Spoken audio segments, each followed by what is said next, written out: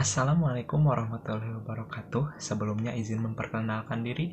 Nama saya Muhammad Raihan dari kelas 12 Elektro 2. Di sini saya akan menjelaskan tentang perlindungan dan penegakan hukum di Indonesia.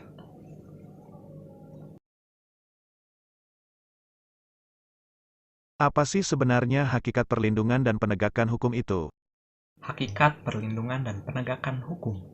Simanjuntak mengartikan perlindungan hukum sebagai segala upaya pemerintah untuk menjamin adanya kepastian hukum serta memberi perlindungan kepada warganya agar hak-haknya sebagai seorang warga negara tidak dilanggar.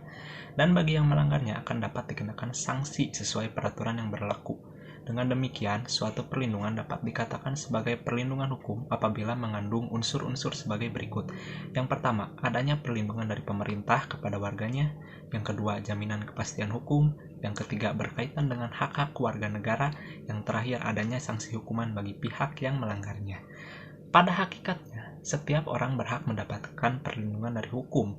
Oleh karena itu, terdapat banyak macam perlindungan hukum. Dari sekian banyak jenis dan macam perlindungan hukum, terdapat beberapa di antaranya yang cukup populer dan telah akrab di telinga kita, seperti perlindungan hukum di Indonesia kepada hak atas kekayaan intelektual atau HAKI. Pengaturan mengenai hak atas kekayaan intelektual meliputi hak cipta dan hak atas kekayaan industri. Pengaturan mengenai hak atas kekayaan intelektual tersebut telah dituangkan dalam sejumlah peraturan perundang-undangan, seperti Undang-Undang Nomor 28 Tahun 2014 tentang Hak Cipta, Undang-Undang Nomor 15 Tahun 2001 tentang Merek, Undang-Undang Nomor 13 Tahun 2016 tentang Paten, Undang-Undang Nomor 29 Tahun 2000 tentang Perlindungan Varietas Tanaman, dan lain sebagainya. Hukum dapat secara efektif menjalankan fungsinya untuk melindungi kepentingan manusia apabila ditegakkan. Dengan kata lain, perlindungan hukum dapat terwujud apabila proses penegakan hukum dilaksanakan. Proses penegakan hukum merupakan salah satu upaya untuk menjadikan hukum sebagai pedoman dalam setiap perilaku masyarakat maupun aparat atau lembaga penegak hukum. Dengan kata lain, penegakan hukum merupakan upaya untuk melaksanakan ketentuan-ketentuan hukum dalam berbagai macam bidang kehidupan. Apakah perlindungan dan penegakan hukum sangatlah penting? Pentingnya perlindungan dan penegakan hukum. Perlindungan dan penegakan hukum sangat penting dilakukan karena dapat mewujudkan hal-hal berikut ini. Yang pertama, tegaknya supremasi hukum. Supremasi hukum bermakna bahwa hukum mempunyai kekuasaan mutlak dalam mengatur pergaulan manusia dalam berbagai macam kehidupan. Kedua, tegaknya keadilan. Tujuan utama hukum adalah mewujudkan keadilan bagi setiap warga negara. Yang ketiga, mewujudkan perdamaian. Perdamaian akan terwujud apabila setiap orang merasa dilindungi dalam segala bidang kehidupan. Hal itu akan terwujud apabila aturan-aturan yang berlaku dilaksanakan. Menurut Surjono Sukanto, keberhasilan proses perlindungan dan penegakan hukum tidaklah semata-mata menyangkut ditegakkannya hukum yang berlaku, akan tetapi sangat bergantung pada beberapa faktor, antara lain sebagai berikut.